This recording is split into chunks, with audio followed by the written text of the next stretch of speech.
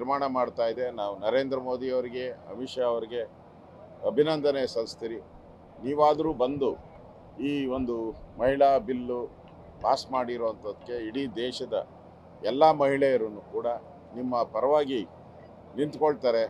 ನರೇಂದ್ರ ಮೋದಿಯವರನ್ನು ಅಭಿನಂದಿಸ್ತಾರೆ ಎಲ್ಲ ಮಹಿಳೆಯರು ಅನ್ನೋ ವಿಶ್ವಾಸ ನನಗಿದೆ.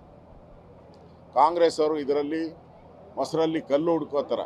ಹಿಂದೆ ಎಲ್ಲ ಮಾತಾಡ್ತಾ ಹೇಳ್ತಾ ಇದ್ರು, ಈ ಮಹಿಳಾ ರಿಸರ್ವೇಷನ್ ಬಿಲ್ ಏನಿದೆ ಅದನ್ನು ನಾವು ಸ್ವಾಗತ ಮಾಡ್ತೀರಿ ಅಂತ. ಈಗ ಕಿತಾಪತಿ ತೆಗಿತಾ ಇದ್ದಾರೆ. ಮಹಿಳಾ ರಿಸರ್ವೇಷನ್ ಬಿಲ್ಗೂ ಅದರಲ್ಲಿ ಧರ್ಮಾಧಾರಿತ ಕೊಡಬೇಕು ಅಂತ ಕಿತಾಪತಿ ಎತ್ತಿದ್ದಾರೆ. ನಮ್ಮ ಅಂಬೇಡ್ಕರ್ ಸಂವಿಧಾನದ ಅಡಿಯಲ್ಲಿ ಧರ್ಮಾಧಾರಿತವಾದಂಥ ಒಂದು ರಿಸರ್ವೇಷನ್ ಬರೋಕ್ಕೆ ಸಾಧ್ಯನೇ ಇಲ್ಲ. ಆದರೆ ಈಗ ಅದನ್ನು ಕೂಡ ಕಾಂಗ್ರೆಸ್ ಅವರು ಶುರು ಮಾಡಿರುವಂಥದ್ದು ಮೊಸರಲ್ಲಿ ಕಲ್ಲು ಹುಡುಕುವಂಥ ಪ್ರಯತ್ನವನ್ನು ಮಾಡ್ತಾ ಇದ್ದಾರೆ.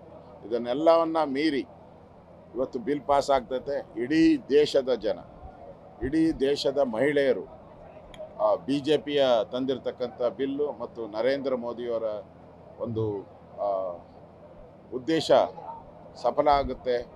ಅದರಿಂದ ಮಹಿಳೆಯರಿಗೆ ಒಂದು ರೀತಿ ಸಮಾನ ಹಕ್ಕು ಸಿಗುತ್ತೆ ಅನ್ನೋ ದೃಷ್ಟಿಯಿಂದ ಇದೊಂದು ಸ್ವಾಗತಾರ್ಹ ಬಿಲ್ ಅಂತ